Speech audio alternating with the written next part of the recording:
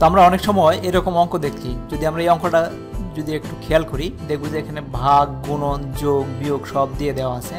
তো এই সব অঙ্ক আমরা কেমনে করব, আমাদের কোনটা থেকে আগে শুরু করব, কিভাবে শুরু করব, এটা একটা মাথায় সমস্যার সৃষ্টি করতেছে, তাই না? তো আমরা এর কিছু নিয়ম আছে, এরকম যদি অঙ্ক কখনো থাকে সেই নিয়মটা আমরা এখন যদি মেনে চলি তাহলে এই অঙ্ক করা খুব সহজ হবে। প্রথম হচ্ছে আমাদের শুরু করতে হবে লেফট সাইড থেকে, মানে বাম দিক থেকে। আমরা এইখান থেকে শুরু করব, বাম দিক থেকে যাব আমরা এদিকে, বাম দিক থেকে এদিকে যাওয়া শুরু করব, কাজ করা শুরু করব। তো বাম দিক থেকে আমরা আগে যে কাজটা করব, আমাদের প্রথম কাজ হবে বাম দিক থেকে যাওয়ার সময় গুণ অথবা ভাগ যেটা আগে পাবো সেই কাজটা আমরা আগে করে ফেলবো। তো এখান থেকে যদি আমরা যাই, আমরা ইকুয়াল সাইন দিয়ে যাব। এখানে আমরা এখান থেকে যাচ্ছি, প্রথম দুইটা কি পেলাম, কি আমরা 24 গুণন 3, তার মানে গুণনের কাজটা আমাকে আগে করে ফেলতে হবে। তো 3 24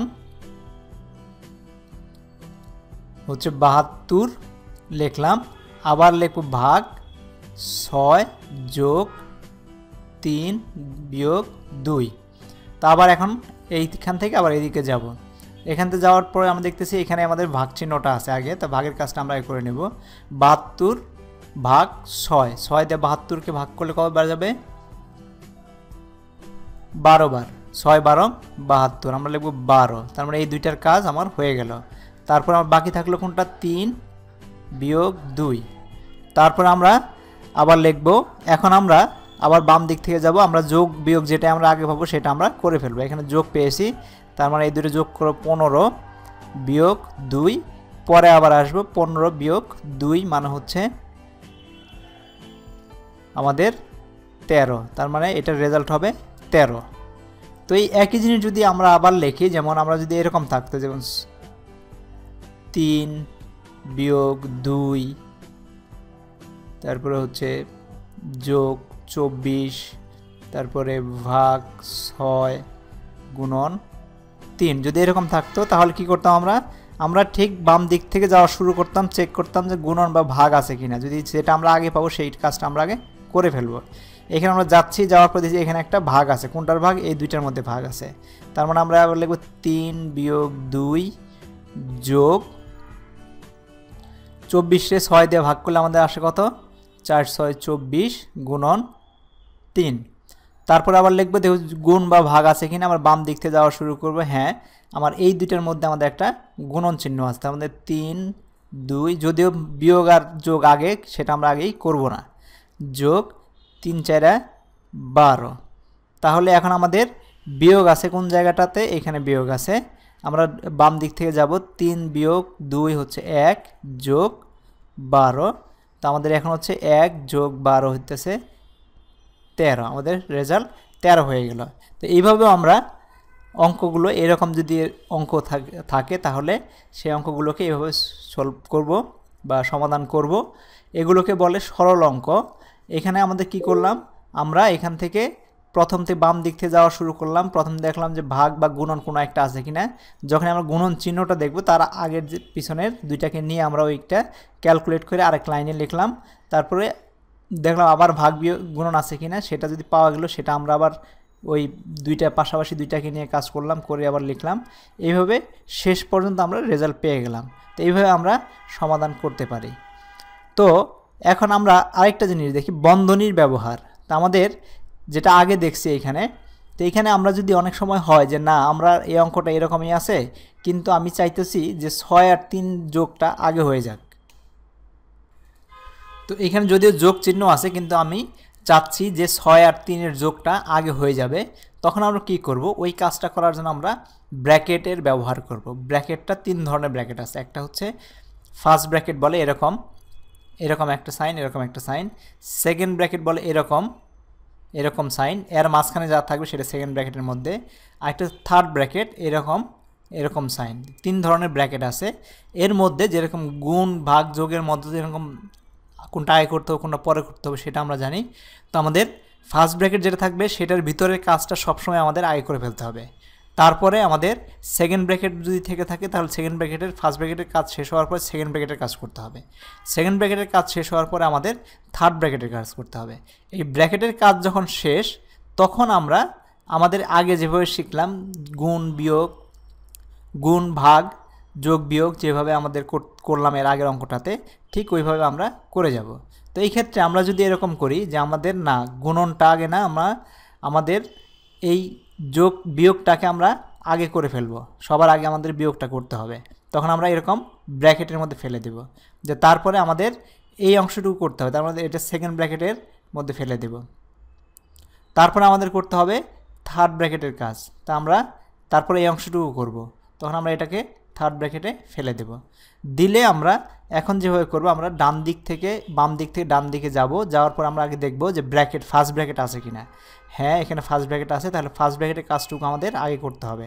তার মানে এখানে আমরা লিখব 24 গুণন থার্ড ব্র্যাকেট যেভাবে আছে ওইভাবে লিখব 3 ভাগ সেকেন্ড ব্র্যাকেট যেভাবে আছে সেভাবে লিখব 6 যোগ এইখানে ফার্স্ট ব্র্যাকেটের কাজটাকে আমাদের করে ফেলতে হবে। ফার্স্ট ব্র্যাকেট মানে 3 বিয়োগ 2 হচ্ছে 1। এখন ফার্স্ট ব্র্যাকেট কাজ যেহেতু শেষ, এখানে একটাই সংখ্যা, সেহেতু আমার ফার্স্ট ব্র্যাকেট আর থাকবে না, তখন আমাদের শুধু সেকেন্ড ব্র্যাকেট থাকবে আর থার্ড ব্র্যাকেট থাকবে। এখন আবার আমরা বাম দিক থেকে ডান দিকে যাব, যে দেখব যে এখানে কোথাও সেকেন্ড ব্র্যাকেট আছে কিনা। ফার্স্ট ব্র্যাকেটের কাজ যেহেতু নাই, সেকেন্ড ব্র্যাকেট আছে কিনা।